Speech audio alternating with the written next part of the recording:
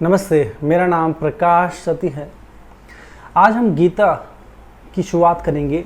मैं आपको यहाँ पर पूरी गीता का सार बताऊंगा। इस गीता के सार में मैं आपको बताऊंगा कि आपको अपने जीवन किस प्रकार जीना चाहिए। गीता आपको किस प्रकार मदद कर सकती है आपके जीवन को जीने में। मतलब जीवन को जीने से मतलब सब चीज़ से है। आप पढ़ाई करते हैं, ठीक है, आप बिज़नेस करते हैं, जॉब करते हैं, आपके जीवन में कोई मुसीबत आई थी, आपके पीछे कोई दुश्मन पड़ा है, आप शादी विवाह करते हैं, स्त्री पसंद करते हैं, पुरुष पसंद करते हैं, दोस्ती बनाते हैं, कोई आपको धोखा दे देता है, हर एक चीज़। इसके अलावा आप संन्यास में को जानना चाहते हैं, समझना चाहते हैं, आपकी अध्यात्म में रुचि, आप अध्यात्म में उच्च अवस्था में जाते हैं। गीता में सब कुछ है, हर एक चीज़, साधना बताए, ये सब कुछ मैं आपको हर एक चीज़ बताऊंगा, जिससे आपके पूरे जीवन जो है ना वो एक अलग ही शेप लेगा। ये जो गीता का पूरा सारा बताऊंगा, जितने भी सभी श्लोक हैं सब बताते आएंगे, धीरे धीरे करते करते, स्लो करते करते। हर संडे को सुबह आपको गीता का सार मिल जाएगा। श्री कृष्ण ने जो कुरुक्षेत्र में, धर्म नगरी कुरुक्षेत्र में, युद्ध के मैदान में जो अर्जुन को ज्ञान दिया था वो आपको बताऊंगा। तो हम श्री कृष्ण का नाम लेते हुए गीता सार को शुरू करते हैं, ठीक है। श्री कृष्ण श्री कृष्ण श्री कृष्ण। तो पहला अध्याय, पहले अध्याय का पहला श्लोक, धृतराष्ट्र जो कि कौरवों के पिता हैं वो बोलते हैं संजय से। संजय कौन है? संजय उनके सारथी हैं। तो उनके पास एक दिव्य दृष्टि है, वो दूर से होने वाली चीज़ों को देख सकते हैं और बता सकते हैं कि क्या घटना हो रही है। उनको एक दिव्य दृष्टि मिली हुई है इस युद्ध के लिए केवल। तो वो धृतराष्ट्र के साथ बैठे हुए, धृतराष्ट्र उनसे पूछते हैं, हे संजय मुझे बताएं, धर्म नगरी कुरुक्षेत्र में मेरे पुत्र और पांडवों के पुत्र, पांडवों जो पांडव थे, पांडवों के पुत्र के बीच में क्या हो रहा है। तो यहाँ से पहला श्लोक शुरू होता है। मतलब यहाँ वो क्या बोल रहे हैं, जो धर्म की नगरी है कुरुक्षेत्र, उसमें युद्ध के लिए मेरे पुत्र मतलब कौरवों के पुत्र, धृतराष्ट्र के पुत्र और पांडवों के पुत्र जो इकट्ठे हुए हैं, उनके बीच में क्या हो रहा है। इससे क्या समझ आता है, इससे आपको जीवन का सार समझ आएगा। मैं बताता हूँ। देखो, हमेशा जो होती है शुरुआत से होती है, ये बेहद महत्वपूर्ण है। मैंने क्यों बोला शुरुआत से होती है। मान लीजिए एक व्यक्ति है, ठीक है, वो आपको धोखा देके चला गया। अब वो धोखा देके चला गया, ये सिर्फ आपने, अगर आप एक कितना से बिंदु देखेंगे इस व्यक्ति ने मुझे धोखा दे दिया या मुझे कोई बहुत बड़ा लॉस हो गया, कोई भी एक चीज़ घटना घटती है, तो उसकी शुरुआत होती है ना, यहाँ से नहीं हुई होती। पीछे से कई एक्शन हुए थे, उसके रिएक्शन में चीज़ यहाँ तक पहुँची होती है। आज आप देखते हैं कि आप धनवान हैं, तो धनवान ऐसे एक दिन में नहीं बनते, उसको बनने के लिए पीछे कई चीज़ें करी गई, तब जाके इसका रिजल्ट मिलता है। तो ये शुरुआत से होती है। जो युद्ध के मैदान में जो सब एकत्रित हुए हैं, सब पहुँचे हैं, कैसे पहुँचे, क्यों पहुँचे, कारण क्या है, गलती कहाँ हुई, वो समझना, जिससे आप अपने जीवन में बहुत उच्च अवस्था में पहुँच सके और ये आपको हर दिशा में लाभ देगा। तो समझें शुरुआत कहाँ से होती है। हम शुरुआत करते हैं, जो राजा भारत थे उनके नाम पे ही भारतवर्ष नाम पड़ा है। उनके 9 पुत्र थे, उनके 9 पुत्र थे, काफ़ी योग्य थे क्योंकि वो राजा भी योग्य थे। मगर उनके पुत्र योग्य होने के बावजूद उन्होंने अपने पुत्रों में से किसी को भी राजा नहीं बनाया, क्योंकि उनको कोई ऐसा व्यक्ति चाहिए था जो सबसे योग्य हो। योग्य ही नहीं चाहिए कि ऐसा नहीं कि मेरा बेटा योग्य है तो चलो इनमें से ये वाले योग्य, इसको बनाए थे, एक को बनाए थे या 2 को बनाए, 4 को नहीं। उन्होंने योग्य में भी सबसे योग्य ढूंढा कि मेरे बच्चों से भी ज़्यादा कोई योग्य है क्या। 9 पुत्रों से भी ज़्यादा एक जो राजा का बेटा नहीं था, साधारण था, उसको राजा बनाया। मतलब यहाँ ये परंपरा क्या बोलती है कि राजा कौन बने, जो योग्य है, ठीक है, ये नियम है। ऐसा नहीं कि मैं हूँ तो मेरे बच्चे राजा बनेंगे, ये परंपरा नहीं थी। ये परंपरा पहुँचते पहुँचते कहाँ तक आई, जो भीष्म के पिता थे, शांतनु जो थे वो भीष्म पितामह के पिता थे। तो उन्होंने शादी की, जिनसे शादी की वो गंगा थी, ठीक है। तो वो पूरी एक कहानी है कि उन्होंने कसम ली थी, उनको वचन लिया था कि मैं कुछ भी करूं आप कभी सवाल नहीं करेंगे। तो बच्चे होते थे जब भी, तो वो गंगा में बहा देती थी। लास्ट में जो बच्चा जो कि भीष्म पितामह बने, जब उसको बहाने गई तो जो शांतनु थे राजा, उन्होंने रोक दिया कि क्या हो रहा है, ये हो क्या रहा है, मतलब मेरे को जवाब चाहिए, मेरे सब बच्चों को तुम बहा रहे हो।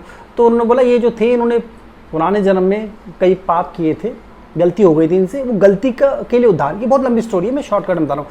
ये जो गलती है ना, उसके उद्धार के लिए ये इन्होंने जन्म लिया है और उनका मैंने कसम दी थी कि मैं इनका उद्धार कर दूंगी, ठीक है। तो इनको जन्म हुआ इनका और इनको शहीद त्याग हो गया तो इनका उद्धार हो गया, मगर अब ये बच गया, अब आपने रोक दिया तो अब ये है, अब इसके उद्धार में समय बाकी था, कोई कारण होगा तभी इसका है, जरूर कुछ ना कुछ बहुत बड़ी घटना घटनी होगी। तो यहाँ से जो है ना, यहाँ से ये बहुत महत्वपूर्ण हिस्सा था। तो वो अपने साथ ले गए, उनको तैयार करवाया, पूरा भीष्म पितामह को योग्य बनाया। जब वो योग्य हो के आए तो उनको युवराज घोषित कर दिया गया, शांतनु राजा जो शांतनु थे उनके द्वारा, क्योंकि वो बहुत योग्य था, उससे ज़्यादा योग्य, भीष्म पितामह से ज़्यादा योग्य कोई नहीं था उस समय भारतवर्ष में। और भारतवर्ष ये नहीं जो आज देख रहे हो, बहुत ही बड़ा था, पूरा विश्व भारतवर्ष था समझो, ठीक है। अब क्या हो गया कि वो जब वो चली गई गंगा ऐसे, तो सीधी सी बात है, जब व्यक्ति के जीवन में साथी होता है, अब वो साथी चला जाए तो व्यक्ति के जीवन में थोड़ा डाउनफॉल तो आएगा, वो दुखी हो जाता है, निराश हो जाता है। फिर एक दिन एक स्त्री मिली, बहुत खूबसूरत थी, बेहद खूबसूरत, तो वो स्त्री से उनको लगाव हो गया और फिर धीरे से प्रेम हो गया, ठीक है। तो वो जो स्त्री थी, वो स्त्री कौन थी? वो जो नाव चलाते हैं वो थी, ठीक है। वो भी अच्छे फैमिली से बिलोंग करते हैं, मगर राजा के आगे तो कोई कंपैरिजन नहीं था। तो उन्होंने जब उन्होंने शादी की इच्छा जताई, उनके पिता के पास गए तो उनके पिता ने क्या बोल दिया? उनके पिता ने बोला कि मेरे जो बच्चे, बेटी के बच्चे होंगे वही राजा बनेंगे। तो उन्होंने बोला ये तो हो ही नहीं सकता, संभव नहीं, क्योंकि मैं तो ऑलरेडी कसम दे चुका हूँ और युवराज बना चुका हूँ। सीधी सी बात है, जो पैदा नहीं हुए उनको मैं युवराज कैसे बनाऊँ? क्योंकि हमारे यहाँ तो ऐसी कोई परंपरा नहीं, हमारे यहाँ यही परंपरा है भारतवर्ष में कि जो योग्य वो राजा बनेगा। वो जो लड़की का पिता था उसने कंडीशन रख दी, वो अड़ गया, ठीक है। उसने बोला मेरी लड़की की भाग्य में लिखा हुआ है तो राजा से शादी होगी और उसके बच्चे जो हैं वो राज करेंगे। तो बात खत्म हो गई, तो राजा ने छोड़ दिया, शांतनु ने बात खत्म कर दी। अब भीष्म पितामह को पता लगा कि पिता मेरे नाराज क्यों हैं, मतलब मेरे पिता दुखी क्यों हैं। तो उनको पता लगा तो वो पहुँच गए, वो पहुँचे और उन्होंने बोला कि आप शादी करा दो, कोई दिक्कत नहीं है, ठीक है, मैं जो है त्याग करता हूँ और आपके बच्चे ही बनेंगे। उन्होंने बोला नहीं, कल को तुम्हारे बच्चे हो गए, उन्होंने बच्चे होंगे, शादी करोगे तो वो बोल देंगे, युद्ध कर देंगे, छेड़ देंगे, नहीं हम लेंगे, तो फिर कौन संभालेगा? तो उन्होंने बोला मैं शादी ही नहीं करूँगा, ये मैं भीष्म प्रतिज्ञा लेता हूँ। इससे उनका नाम भीष्म पड़ा था। ये प्रतिज्ञा उन्होंने ली कि अखंड प्रतिज्ञा कि मैं शादी ही नहीं करूँगा, ब्रह्मचर्य का पालन करूँगा जीवन भर, और जो भी इस गद्दी बैठेगा उसकी मैं रक्षा करूँगा, उसकी सेवा करूँगा। ये लिया। ये जो उन्होंने प्रतिज्ञा ले ली, क्यों ली? उन्होंने पिता के मोह में। देखो, हमें एक चीज़ समझनी चाहिए, हम अगर किसी से जुड़े हुए, यहीं से सारा युद्ध शुरू हुआ। ये जो धृतराष्ट्र को पूछना पड़ रहा है, संजय बताओ कि धर्म क्षेत्र कुरुक्षेत्र में मेरे और पांडवों के जो बच्चे इकट्ठे हुए हैं वो क्या कर रहे हैं, ये जो पूछना पड़ गया, ये जो कारण हो गया, इसके किस वजह से हो? कारण ये हो कि जब अयोग्य व्यक्ति राजा के पद में बैठ जाए तो गड़बड़ होना शुरू हो जाती है।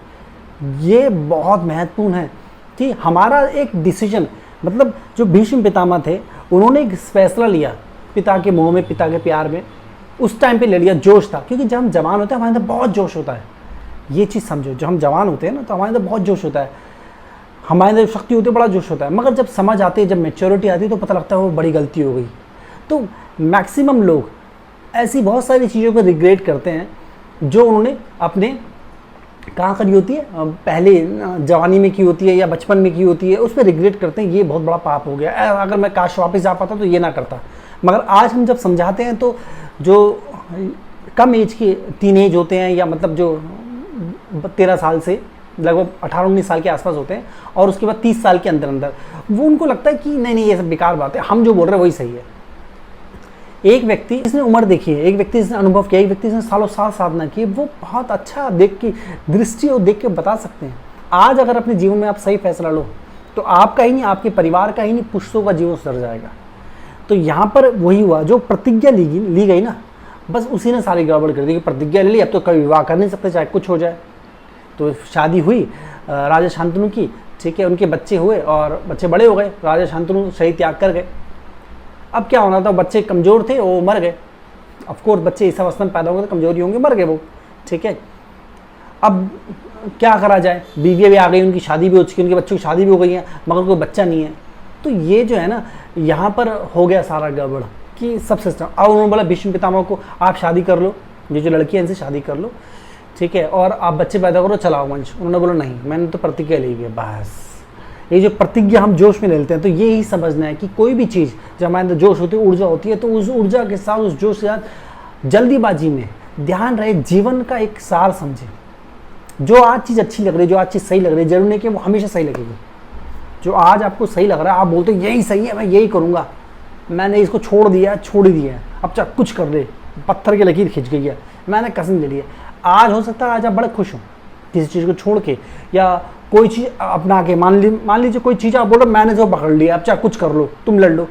हम क्या देखते हैं, छोटी सी हमारा छोटा सा गुस्सा या छोटी सी एक कोई अट्रैक्शन या आकर्षण या कोई छोटी सी लालच, उसको पकड़ लेते हैं। देखो छोटा दायरा नहीं होता, every action has a reaction. जब हम कोई एक्शन लेते हैं ना, उसमें रिएक्शन निकलते हैं मल्टीपल, कई रिएक्शन निकलते कई प्रकार के, उसका वो रिटर्न होके आते हैं, फिर हमारा जीवन में प्रभाव डालते हैं, फिर हमें पूरा जीवन हमारा विकार रहता है। तो हमारे जो फैसले होते हैं वो हमें कहाँ लेके जाना है, कहीं ऐसा ना हो कि हमारी पुश्तें खराब कर दें। भारत में कुछ ऐसे गलत फैसले लिए गए जो आज भारत इस अवस्था में है। एक छोटे से फैसले से जो भीष्म पितामह ने लिया था, उनके फैसले से जो पांडवों कौरवों को आपस में लड़ना पड़ गया और सभी कौरवों का नाश हो गया, ठीक है। और पांडवों भी ज़्यादा खुश नहीं थे, कौन खुश होगा अपने सभी गुरुओं को मार के, अपने भाइयों को मार के, भले वो अधर्म की राह पे थे, गलत राह पे थे, उनकी मजबूरी थी, वो खुशी से नहीं थे, तो कौन खुश होगा, कोई नहीं होगा। तो एक गलती, एक जोश, एक फैसला, एक अड़ियल जिद्दी बना, इससे ना बहुत बड़ा नुकसान होता है, नाश होता है। तो ये पहला श्लोक हमें क्या बता रहा है, समझा रहा है, पूरी कहानी बता रहा है। एक श्लोक पे छोटी सी में पूरी कहानी छुपी हुई है। उसके बाद फिर वो आगे पूछते हैं कि संजय मुझे बताएं कि क्या चला है। तो संजय बताते हैं कि जो दुर्योधन है, ठीक है, वो पांडवों का व्यू रचना देख के अपने गुरुजनों से क्या बोलते हैं। तो दुर्योधन ने देखा पांडवों की व्यू रचना, मतलब एक व्यू रचना, मतलब यहाँ पर ये अपने में बहुत बड़ा विषय है कि जब युद्ध होता है, वो मतलब पहले के ज़माने में ऐसे नहीं कि लग चले गए तलवार लेके, डंडे लेके निकल गए।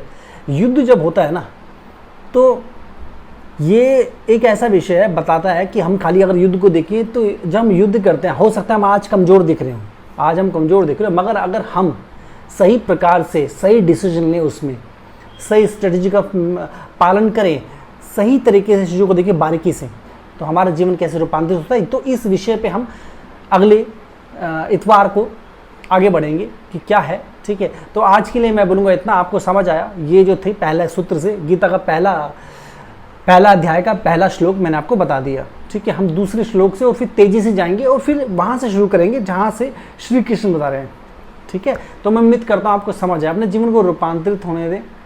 देखिए, मेरा कार्य क्या है, मेरा ये संकल्प है, ये पृथ्वी रूपांतरित हो, बौद्धिक विकास हो सबका, उसके लिए ही मैं सब हर प्रकार से ज्ञान देता हूँ। और ज्ञान के भंडार भरे हुए हैं, ऐसा नहीं कि अभी वीडियो बना रहा हूँ तो अभी आ रहे हैं, पहले खजाने भरे हुए हैं। पहले भी गीता में बोला मैंने, हर विषय पर बोला है, तो खजाना भरा हुआ, जाके देख सकते हैं। बुक है फ्यूचरिस्टिक गीता, जो 21 साल की साधना के बाद लिखी गई है। इसके अलावा कोई भी साधक जो सेशन लेना चाहता है, चक्र जागृति सेशन है, माइंड पावर सेशन है, जन्म कुंडली का सेशन है, ये सेशन प्रेशस है। आप चाहते हैं कि मैं आपके माइंड पर वर्क करूँ, कि आपके जो हमारे जो विचार है ना, विचार अगर सही विचार को हम पकड़ना सीख जाएं तो हम वो कर सकते जो अकल्पनीय है। तो आपके विचारों को उतना उस अवस्था में खोल देना, ये मेरी रिस्पॉन्सिबिलिटी। बस उसके लिए आपको पहला कदम लेना पड़ेगा, आपको सेशन बुक करना पड़ेगा। तो अपने जीवन को रूपांतरित होने दे, उस उच्च अवस्था को प्राप्त हो, चक्र जागृति करके आप बहुत शक्तिशाली बनते हैं, चाहे स्टीव जॉब हो जाते हैं, चाणक्य, ये सब साधना करके अपने आप को अवेकन करके ही बने हैं, ठीक है। तो गीता में भी श्री कृष्ण यही बता रहे हैं, ध्यान, साधना, इन सब का क्या लाभ है और क्या फ़ायदे हैं, लिमिटलेस फ़ायदे हैं। तो आप भी एक शक्तिशाली पुरुष स्त्री बन सकते हैं, वो पा सकते हैं जो अकल्पनीय है, ठीक है। कंगाली से उस हायर स्टेट में आ सकते हैं, मूर्खता से उस हायर स्टेट में आ सकते हैं। मतलब मैं ऐसे कोई बुराई नहीं कर रहा, मतलब एक व्यक्ति इसका दिमाग तेज नहीं है, वैसे समझ जाइए। तो मैं उम्मीद करता हूँ आपको समझ आए। अपना ध्यान रखिए। आज के लिए इतना, नमस्ते।